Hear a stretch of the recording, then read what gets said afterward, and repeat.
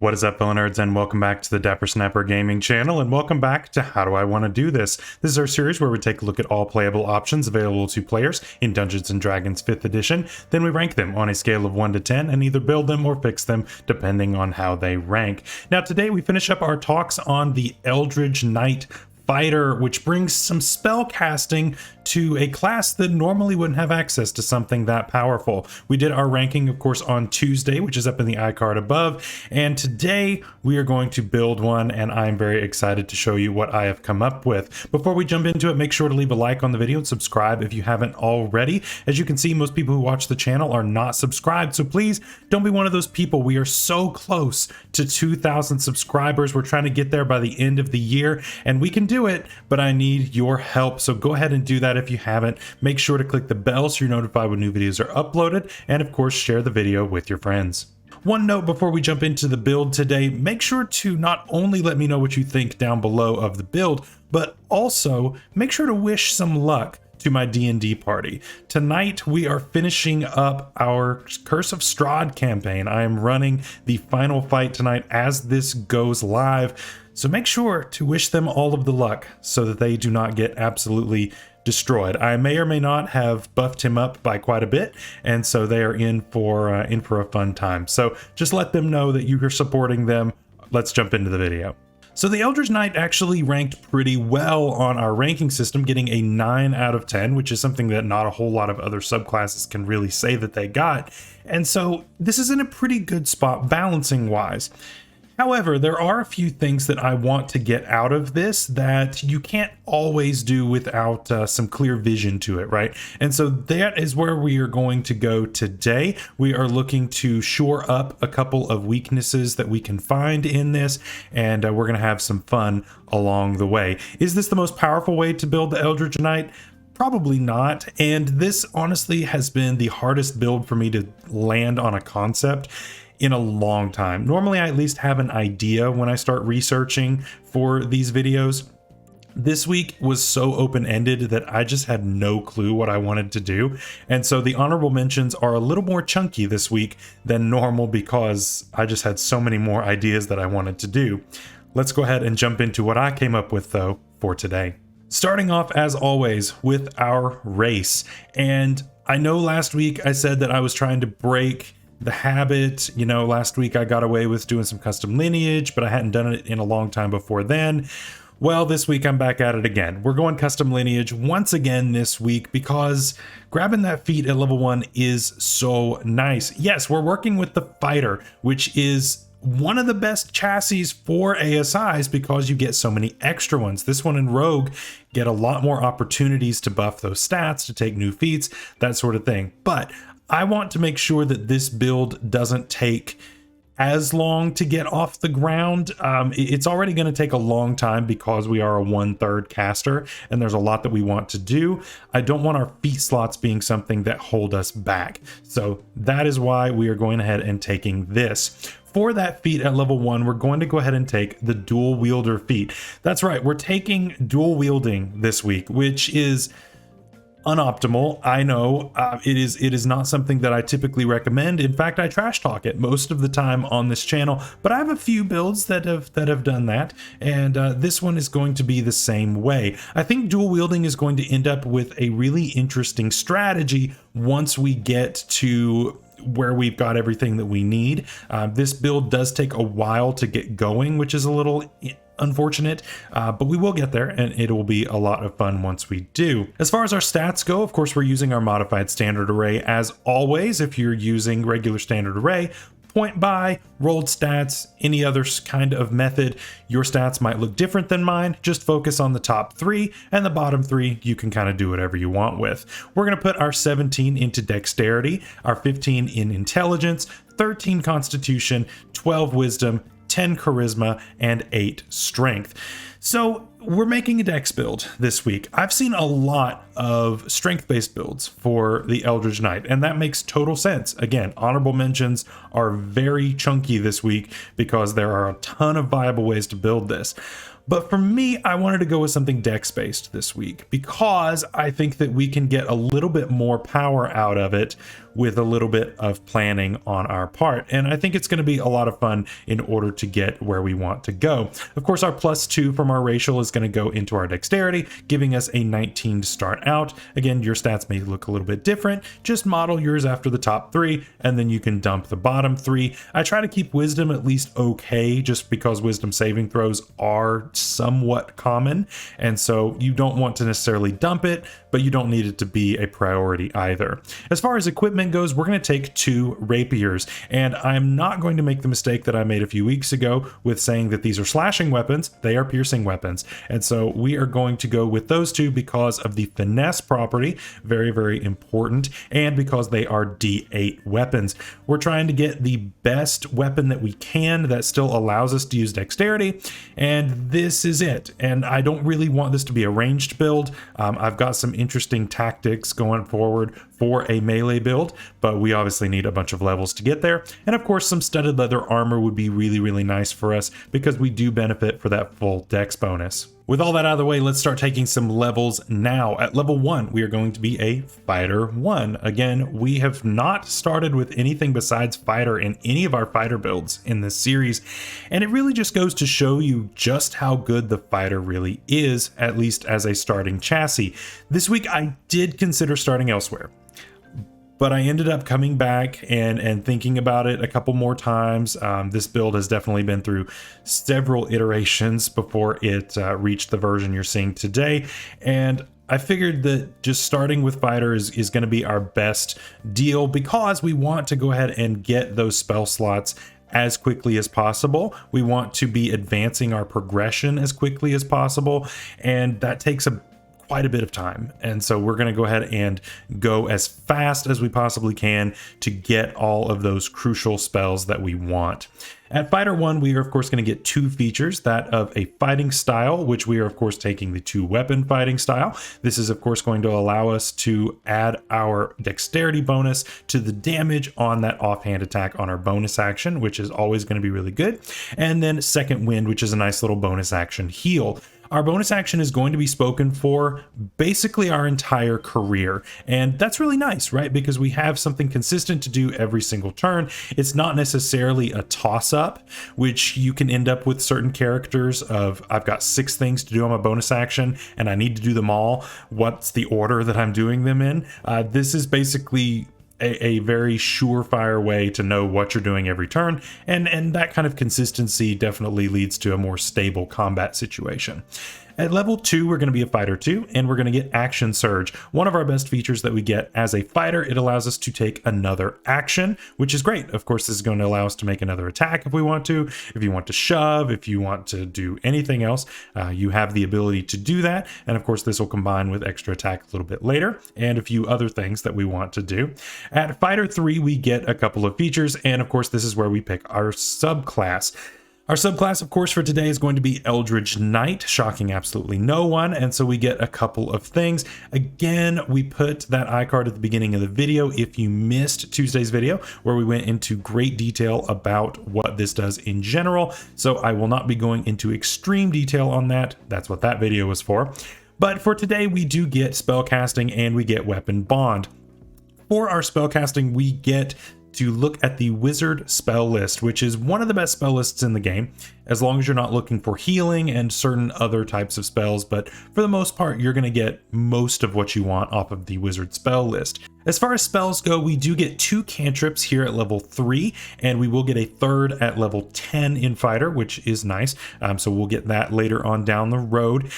Really, there's only one cantrip that I absolutely need, and that's Booming Blade. Booming Blade is of course going to allow you to wrap one of your rapiers in this booming energy when you go to make an attack with it, and this will of course deal a little bit of extra damage, and if they go to move, then it will deal a little bit more damage. Now, for now, it doesn't actually deal extra damage on the initial hit, but it will once you reach level 5 and then other scaling levels for cantrips. And of course, it will deal extra damage if something goes to move as it scales as well. So it's a really, really nice cantrip, and that is going to be basically what you're going to do every single turn, at least until we get extra attack. This is kind of a no-brainer. And then even once you get extra attack, it's still basically the same damage as long as you're going after one target. You're just splitting up between piercing damage and your thunder damage. So, it is what it is as far as that goes. You might as well just click Booming Blade because it is going to give you that extra bonus of not allowing them to move. As far as the other cantrips go, you can kind of do what you want. There aren't a ton of others that I'm really all that crazy about. Maybe Lightning Lure, that one's fine. There are a couple of others, but I'm really not that crazy about a lot of them. Our intelligence isn't crazy good, but it's not the worst either. So if you want to bring something like Mind Sliver, that's not that bad because you are targeting a decent save. So that's also an option if you want to go with something like that. For first level spells, this is where we start to pick some cool stuff. We get to look at the evocation and abjuration spell lists, and one of my favorite spells in the game happens to be an abjuration spell. You already know it's Shield. We're taking Shield, and I know a lot of people online call the Eldritch Knight the fighter with the Shield spell, and you know what? I'm falling right into that archetype as well. I don't care. Shield is going to give us a +5 bonus to our AC for the rest of the round, at least until our turn comes up again, which is really, really strong. We're already going to have a pretty decent AC from our high dexterity with the studded leather armor and our dual wielder feat giving us a +1 to AC as well. There are a lot of great benefits here, and this just makes us that much more difficult to be hit. I would also take something like Absorb Elements. This allows you to get resistance to some of your elemental type damage and then deal a little bit back out on your next attack. Also very useful. You get one spell that is not on those two schools lists, and again, it's kind of a no-brainer what I'm going to take here. It's going to be Find Familiar. Find Familiar allows you to take a familiar, which of course we're going to pick an owl because owl is busted with that flyby feature, and this is going to allow that owl to swoop down, take the help action, and that gives us advantage on our next attack roll, which is really, really nice. That really helps us out quite a bit. Obviously, you're going to have to work out with your DM how you want to do all of this. I know some DMs don't allow that kind of stuff at your table, or your DM is going to be a jerk and just constantly shoot your familiar out of the sky. If that's the case, then this may not work at your table, but that'd be something to talk to your DM about. But this is basically giving you the free help action. And so that is going to give you advantage on that next attack that you make, which is going to be fantastic for your damage. Now, for right now, our damage numbers are not great, and they're not going to be great for a little while. It's just kind of part of it. This is a bit of a slow burn, but we will get there. As far as the rest of our first level spells that we're going to get access to, things like Caustic Brew and Magic Missile aren't too bad, and those would fall under the Evocation school, so you can feel free to take those as well. At Fighter 3, we are going to get our first ASI or feat, and there's a feat that I pretty much need at this point because we're feeling kind of limited with our spells that we've got right now, and we're going to need to pick up Warcaster. Warcaster is going to eliminate the need for somatic components, and this is going to allow us to be able to cast all of these spells and not have to worry about not having a free hand in order to cast all of them. That's going to be really nice. In addition, this also allows you to cast Booming Blade as an opportunity attack, which is equally nice. I think that's really, really fantastic because they are guaranteed to take that extra damage from moving when you use that opportunity attack because they are moving. So that's really fantastic. It's really going to help you to add on a bunch of extra damage, and it all just kind of works together, which is really nice. At Fighter 5, we get extra attack, so what's better than attacking once? Attacking twice. And technically we're attacking 3 times because we have a bonus action attack from the dual wielding. So we're doing pretty well on damage. It's okay, but it is very sustainable. We're not blowing any kind of crazy resources outside of action surge currently, and that's just kind of when we feel like it. So you can attack twice on your turn and then have your bonus action attack. Or you can cast Booming Blade, which is cool. Personally, I probably would most of the time, unless you're trying to keep something from running, worry about using your extra attack feature over the Booming Blade. But that might change here soon, because in order to get that bonus action attack, we have to have taken the attack action. Casting Booming Blade, while it is a weapon attack, technically it is not the taking the attack action, it is taking the casting a spell action. They are not the same thing. So just don't think that you can make that bonus action attack if you make a Booming Blade attack. Unfortunately, they're not compatible yet. At Fighter 6, we get another ASI or feat, and I'm going to take the correct feat this time, and that's the Piercer feat. I took the Slasher feat last time. I don't know what I was thinking. My brain just kind of turned off when I was making the script, but we're going to take the right one this time. Piercer is not only going to help us to max out our dexterity, but it also is going to allow us to more consistently deal a decent amount of damage on our dice. We get to re-roll the dice when we make an attack, which is cool, and of course we get an extra die of damage when we crit. If we are making attacks with reliable advantage, this should be happening somewhat often, and that helps us out a lot in bolstering our okay damage. It's not crazy impressive right now, but we're hoping to boost that over the next few levels, and here in just a little bit that damage is going to really jump pretty quickly, so we'll get there in just a second. At Fighter 7, we get another subclass feature, and that is War Magic. Now, War Magic allows you to actually make a bonus action attack if you cast a cantrip on your action. Well, wouldn't you know, that's kind of what we're doing. And so we can now cast Booming Blade, which with the scaling is now basically doing the same amount of damage as our extra attack feature is, because you're getting 2d8s on it either way. The only thing is that you're not getting the bonus to your dexterity, so that is a little rough, and that is going to be the trade-off there. You've got either the extra damage from your dexterity bonus, or you've got the ability to lock down the enemy. Either one have their merits, and that's kind of a personal decision at the time of doing this, but trust me, we're going to get there. We also get second level spells. Finally, at 7th level, it only took us forever, but we finally got them. But right now, we do have to still stick with our 2 spell schools that we are locked into, Abjuration and Evocation. Scorching Ray is not a bad one to take here. Again, your intelligence is meh, so you'll hit some of the time with those 3 beams. But at level 8 is where we can actually choose a spell that is not necessarily on this list. Now, most people would say to take something like Misty Step here, and that's fair. That's totally fair. However, I want to take something different. I'm dual wielding right now, and maybe you've found a magical rapier at this point, and you're holding one magical rapier and one regular rapier, and you're wondering what to do with your other hand. It just feels weird having one that's clearly superior to the other. So now we're going to take the Shadow Blade spell. Shadow Blade, of course, is an illusion spell, so we did have to wait until level 8 in order to take it, which is unfortunate. I was really hoping to take it earlier, but we now have it. And so this is going to double that damage that we have. So now what we can do is we can cast Booming Blade on our turn using the regular, or I guess if you have a magical rapier in your hand to cast that spell, you can go for that. And then with your offhand attack, use the Shadow Blade. As far as I can tell, there's nothing wrong with doing this. You cannot use Shadow Blade, at least at most tables, to cast Booming Blade, which is the sticking point, which is why I went with dual wielding.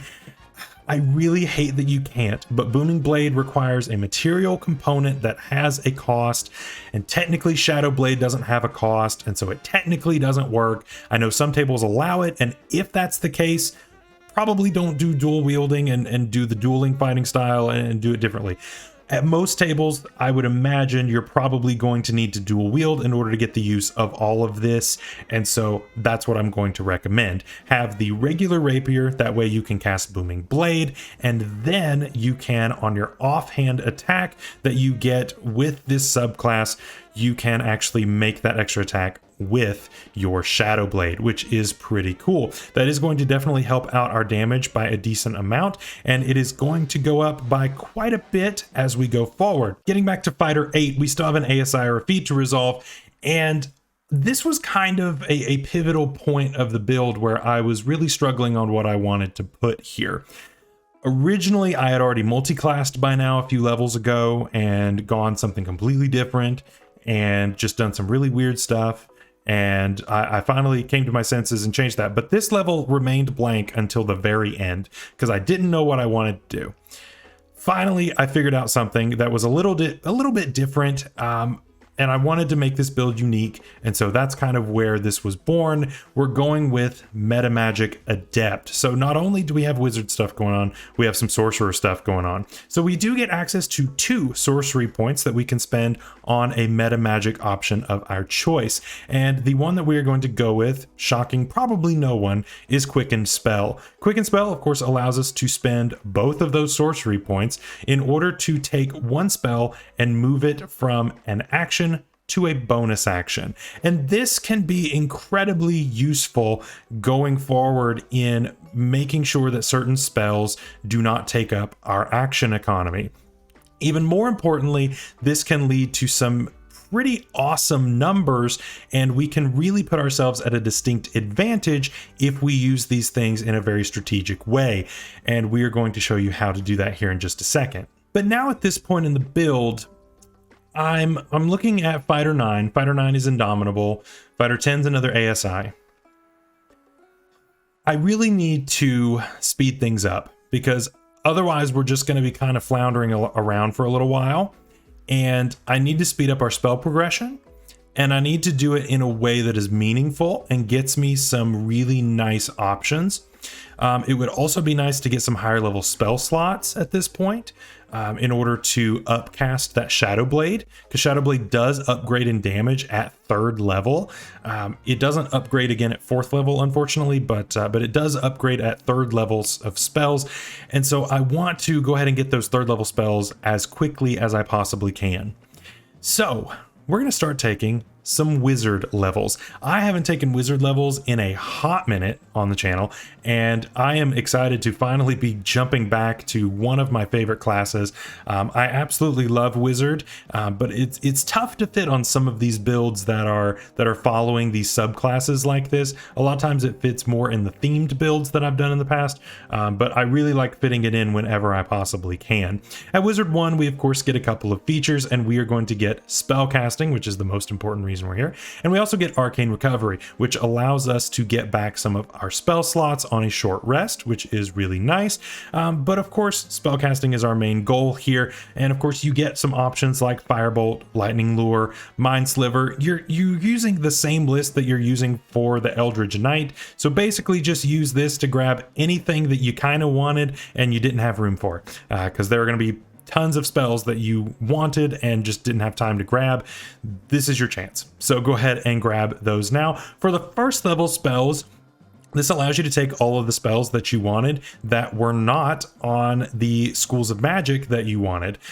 Mainly Silvery Barbs. Silvery Barbs, of course, is one that you can't deny that it's sitting right there in the enchantment school, but it's not as good in this case as Find Familiar, so I would rather go ahead and take it now, and you can fight about it in the comments as to whether or not it's busted. I think it's very strong, and one of my clerics right now actually has that in Curse of Strahd, and it is used against me a decent amount, and you know what? Yeah, it's powerful, but you know, as long as it's not banned, which it's not at my table, there you go. It's what we have to deal with. At Wizard 2, we do get our subclass though, and this is where things get fun. There were a lot of subclasses that I started with on this. I've been through, I think, 3 subclasses on this build before I landed on the one that I'm on right now, and I was inspired by the Fighter 7 feature called War Magic. And so by the same name, that is the wizard that I ended up going with. Now, this wizard is typically seen as not as good as most of the other options because it has a decent feature here at the beginning, and then the rest of the features kind of fall off a little bit. It's not the worst wizard out there, but it's not the best, but it does serve the purpose that we need for it to on this build in making us a little bit more tanky, making us a little bit harder to take down, and allowing us to be up in that fray and do some really effective things. And so as a war magic wizard, we get a couple of features. Number one, we get arcane deflection, and this actually allows us to add some bonuses to our AC or to saving throws should we need them. Now, it is limited in use, but it's actually very strong to have this feature and really will save your life in many occasions. On top of Indomitable, which we'll have access to, on top of your already decent AC, on top of the shield spell, which you already have, this will help to keep you very, very safe in some dire situations. And so I really like what this does for a character that's actually already decently bulky. It just makes a bulky character that much bulkier, and I'm all for that. We also get Tactical Wit, and Tactical Wit, of course, allows us to add our intelligence bonus to our initiative, which is really nice. I think that's really, really cool. Right now, of course, that is only a 2, but that will go up here in just a little bit, and we'll have to improve that as we go. Now, I could go back to fighter at this point, and those of you that are telling me that I should in the comments, totally fair. I totally get that. That gives us our kind of capstone for our subclass. However, the ability to cast a leveled spell as an action and then make an attack on my bonus action really isn't nearly as appealing to me. And the reason is because I would rather just cast the spell or quicken it, because I have quicken spell at least one time. But I just don't see myself getting a whole lot of value. And on this build specifically, I don't see it worth waiting 18 levels just to get that ability to use that a few times. I just don't see the value nearly as much on this build. Maybe if you're going straight fighter, then maybe that's kind of the time to do it. But as far as a multi-class build, I don't think that that's the way to go. So we're going to take one more level of wizard before going back to fighter. We do get second level wizard spells at this point, which is so nice. We get things like Enlarge Reduce, although that's probably not my front runner. We do also get Hold Person. Hold Person is the main reason why I wanted to stick around here, and it is going to fall right into our strat that we are working on right now. And it's just a really great spell. Of course, our saving throw DC isn't the best, but we are going to be making that a little bit better as we go. And I hope you guys are looking forward to what we get into on this. Of course, Misty Step is another great option to take at this point. There are plenty of great second level spells that you can grab here. We also at this level now get access to third level spell slots by the way that our multi-classing is working. So you better believe we are upcasting that Shadow Blade right before combat starts so that we have that ready to go and dealing extra damage. Now we're moving back to fighter, and we're going to be here the rest of the way because I want to get as high level as I possibly can with this build. We're not going to end up getting those fourth level spells, but honestly, that's fine. The third level spells are enough, in my opinion. I think that there's enough on there for me to really be able to get the value that I want, at least if we're focusing on this subclass of fighter. And so I want to just go ahead and rush that the rest of the way. At fighter 9, we get Indomitable, and we only get one use of that for now, but combined with our war magic features of arcane deflection, this is going to be pretty nice. You at least are going to be able to pass at least one important saving throw, which is good. I think that's really, really good, and that definitely helps us out with our survivability. At Fighter 10, we get Eldritch Strike, and so this is what I've been waiting for. It only took 13 levels, but we finally got all of the features that we want. Now that we finally reached Fighter 10, I think it's time to talk about our strategy, because it has taken forever, because it's a level 10 feature, but now that we have this, we're actually finally really in business. So what you can do is go ahead and cast Booming Blade, or you could make 2 attacks with your weapon. It's whatever you want to do. but I'm just going to go ahead and say make Booming Blade with that non-magical, or I guess magical, just not your Shadow Blade. Go ahead and make that attack. This is going to then trigger your Eldritch Strike, which gives disadvantage on the next saving throw made against a spell that you cast by the end of your next turn. We are then going to quicken Hold Person. By quickening this allows us to have cast a cantrip and a bonus action leveled spell in the same turn, which works out for us. But it also allows us to action surge, which we will get to. The Quicken Hold Person does have that roll made at disadvantage because of that Eldritch Strike, which feels really good. Again, as we go, we're going to be improving that intelligence just to make this that much more effective. And then, of course, action surge and make 2 more attacks with that Shadow Blade. Was that not enough damage? Well, at Fighter 11, you get an improvement to your extra attack. And so now that's 3 attacks on that action surge, which feels really, really good. You can, of course, just action surge and then do the same thing and then just make the 6 attacks. You can do that as well.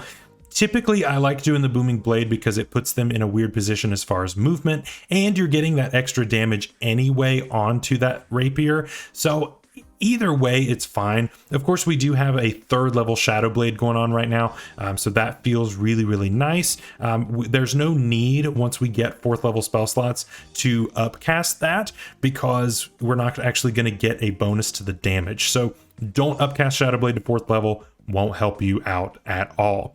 At Fighter 12, we get another ASI or a feat, and we are going to bump Intelligence and Constitution and go ahead and round those out at even numbers. So that feels a lot better. They've been bothering me this entire time, and they finally look more acceptable. Of course, here at Fighter 12, we do get access to a 4th level spell slot, although not 4th level spells. We can, of course, use that to upcast any of our spells that we have right now.